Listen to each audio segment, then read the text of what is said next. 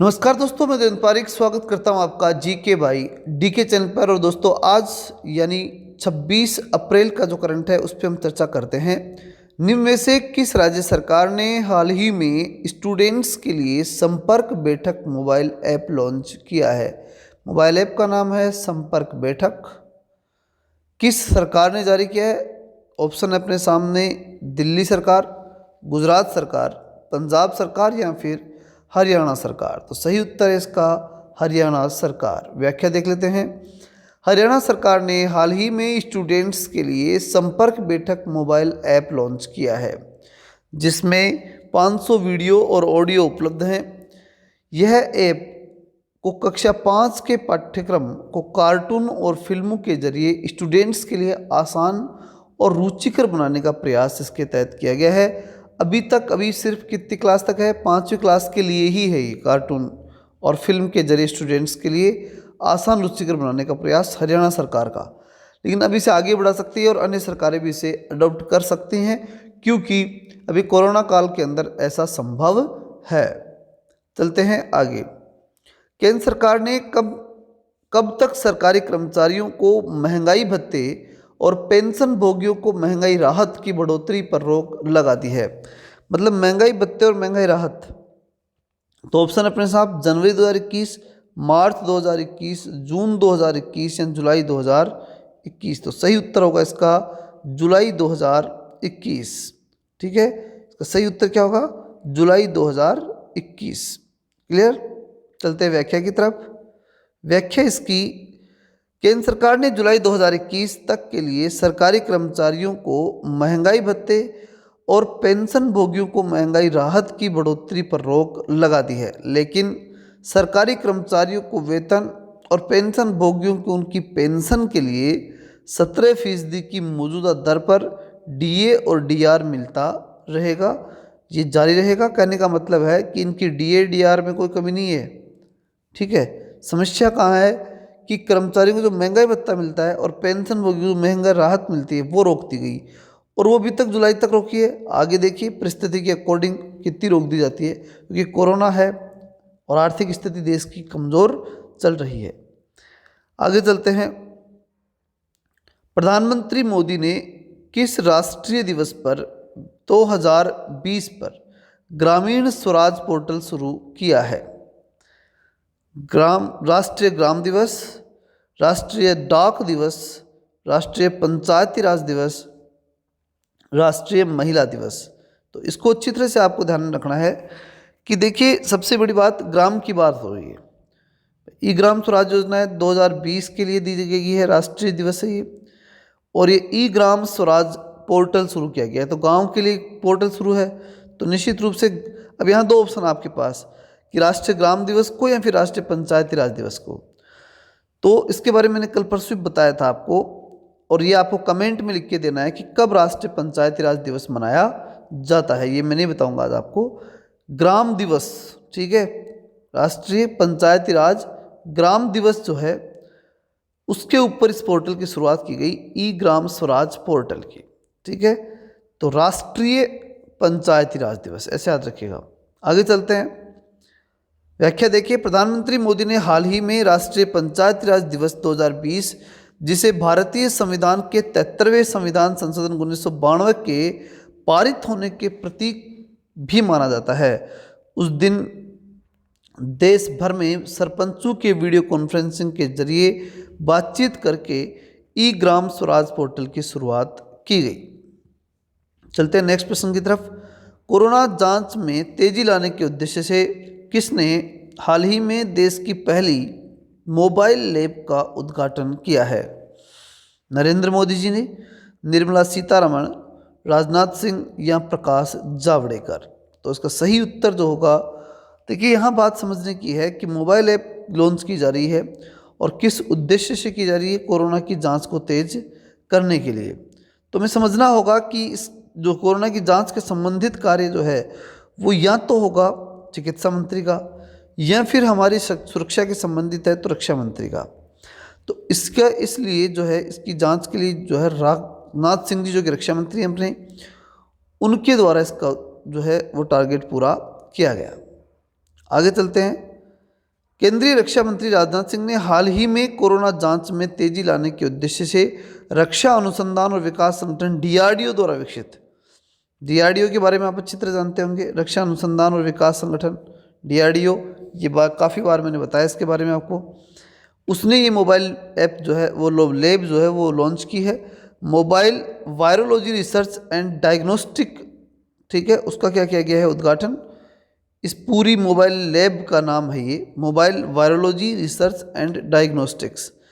रक्षा अनुसंधान संगठन ने डीआरडीओ ने बनाया है और इसीलिए रक्षा मंत्री ने ही इसका क्या किया है उद्घाटन, नहीं तो स्वास्थ्य मंत्री करते, किंतु ये संगठन किसके संबंधित है, रक्षा के, इसलिए रक्षा मंत्री ने इसका उद्घाटन किया है। चलते हैं आगे। हाल ही में किसने भारतीय मानव अंतरिक्ष कार्यक्रम और स्पेस रिसर्च से संबंधित स्वदेशी तकनीकी विकसित करने के लिए प्रस्ताव मांगे हैं?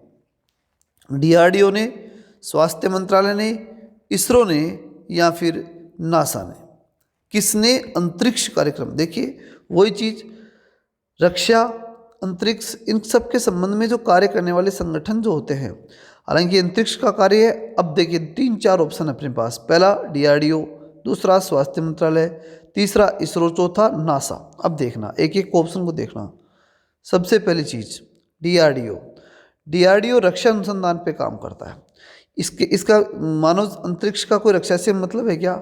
नहीं है, तो इसका मतलब ये तो नहीं हो सकता। स्वास्थ्य मंत्रालय, इसका किसी स्वास्थ्य से संबंधित है क्या? नहीं है, तो ये भी नहीं होगा। नासा, नासा का मतलब, नासा जो है वो भारत की न होकर के अमेरिका की एजेंसी है, ठीक है, इसलिए ये भी नहीं हो सकता। बचा क्या? इसरो, इसरो भारतीय अंतरिक्ष एजेंसी है और भारतीय मामलों की बात हो रही है, भारतीय मानव अंतरिक्ष कार्यक्रम की बात हो रही है, तो निश्चित रूप से उत्तर क्या आएगा? इसरो। तो सभी संगठनों की जानकारी हमें होनी ही चाहिए। व्याख्या देख लेते हैं हम। भारतीय अंतरिक्ष अनुसंधान संगठन इसरो ने हाल ही में भारतीय मानव अंतरिक्ष कार्यक्रम और स्पेस रिसर्च से संबंधित स्वदेशी तकनीकी विकसित करने के लिए प्रस्ताव मांगे हैं। इसरो ने कहा है कि ये मिशन का परिणाम सभी मानव जाति के लिए महत्वपूर्ण होगा। कौन सा? इसरो के द्वारा किए गए इस रिसर्च या इस मिशन का जो उद्देश्य सबके लिए पूरा होने वाला है। चलते हैं नेक्स्ट और वेरी इंपॉर्टेंट प्रश्न आज का, वह 26 अप्रैल को विश्व भर में कौन सा दिवस मनाया जाता है?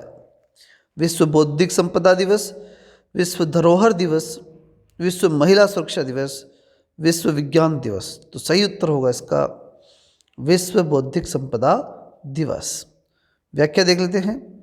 26 अप्रैल को विश्व भर में विश्व बौद्धिक संपदा दिवस मनाया जाता है।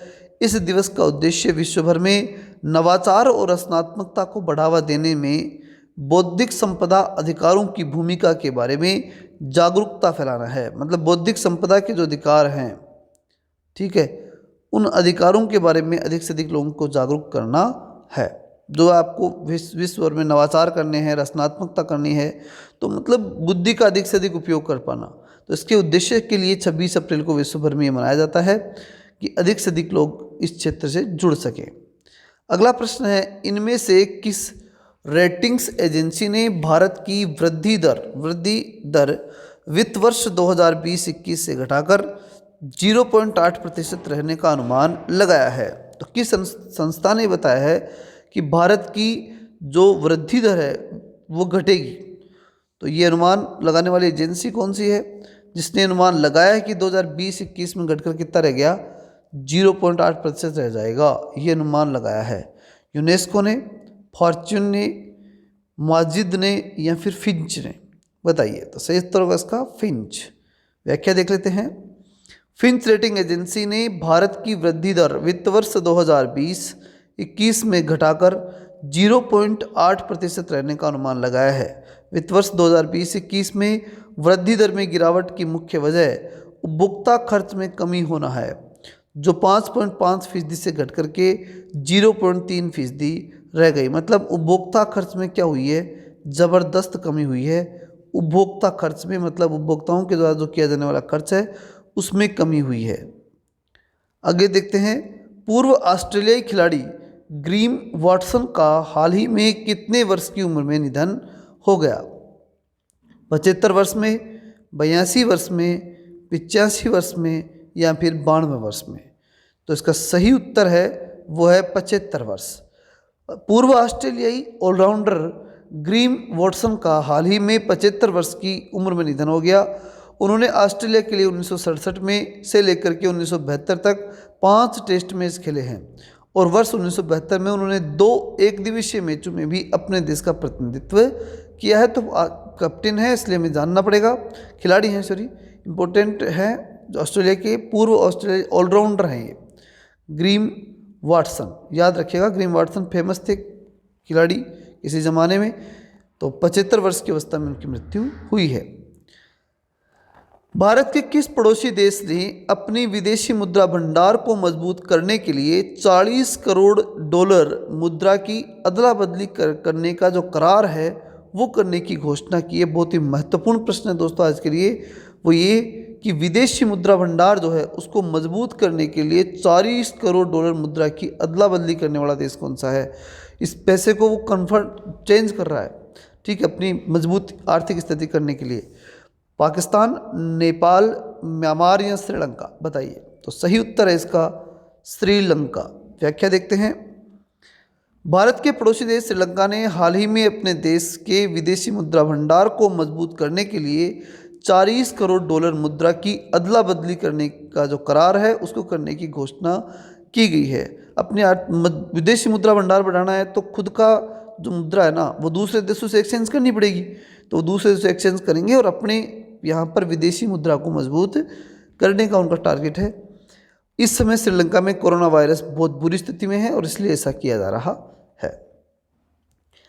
आखिरी प्रश्न जो है वह है कि भारत के किस प्रसिद्ध बॉलीवुड अभिनेता की मां सईदा बेगम का हाल ही में 82 वर्ष की उम्र में निधन हो गया? सैफ अली खान, इरफान खान, सलमान खान, इनमें से कोई नहीं। तो इसका सही उत्तर है इरफान खान। कोई महत्वपूर्ण प्रश्न नहीं है लेकिन सामान्य जानकारी के लिए आपको बताया है, ठीक है। तो भारत के प्रसिद्ध बॉलीवुड अभिनेता इरफान खान की मां सईदा बेगम का हाल ही में 82 साल की उम्र में निधन हो गया। तो ये था दोस्तों आज का महत्वपूर्ण करंट। इसके इंपॉर्टेंट क्वेश्चन मैंने आपको बताया ऊपर, बहुत ही शानदार क्वेश्चन थे, एग्जाम के दृष्टिकोण से बड़े महत्वपूर्ण है। लगातार महत्वपूर्ण क्वेश्चंस का डेली करंट अपडेट देखते रहने के लिए आप सब हमारे चैनल से जुड़ें, अधिक से अधिक दोस्तों के पास शेयर करें और अच्छा लगा हो तो लाइक ज़रूर करें। और सुधार करने के लिए अपेक्षित आपसे राय जो है मांगते हैं।